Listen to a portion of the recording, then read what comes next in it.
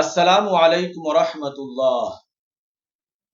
প্রিয় মুসলিম ভাই এবং বোনেরা, স্বার্থ হাসিলের উদ্দেশ্যে বর্তমানে কিছু তোলমারা পা চাটা মৌলভী বের হয়েছে। কিছুদিন আগে ওহাবী মৌলভী কাজী ইব্রাহিম বলেছিল যে ডক্টর মোহাম্মদ ইউনূস নবুয়তের পদ্ধতিতে ক্ষমতায় এসেছে, আর ডক্টর মোহাম্মদ ইউনূসকে ক্ষমতাচ্যুত করা হারাম হবে। ওই কাজী ইব্রাহিমের অনুসারী একজন ভাব শিষ্য বক্তা আব্দুল আল আলামিন এখন সে বলছে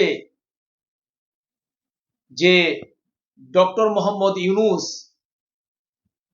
দুই নবীর নাম নিয়ে আছে, মোহাম্মদ এবং ইউনূস। ব্যক্তি মোহাম্মদ ইউনূস আর দোয়াও ইউনূস।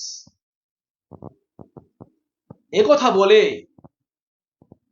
উনি কি বোঝাতে চাচ্ছে?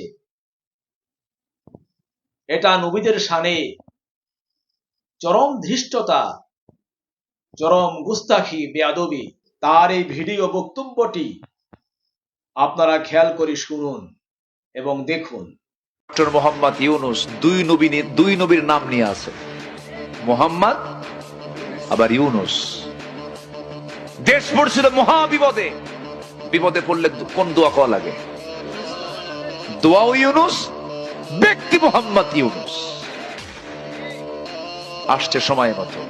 আমরা তাকে ইসলামিক স্কলার মনে করি না, তিনি ইসলামিক স্কলার নন, ইসলাম সম্পর্কে খুব বেশি জানেন তাও নন, কিন্তু এটা স্পষ্ট হয়েছে জাতির সামনে তিনি ক্ষমতা লোভী নন। ঠিক কিনা? তিনি ক্ষমতা লোভী নন। উনি যদি যেতেও চান জনগণ তাকে জোর করে রাখবে, ছাড়বে না। এই সিচুয়েশন তৈরি হয়েছে।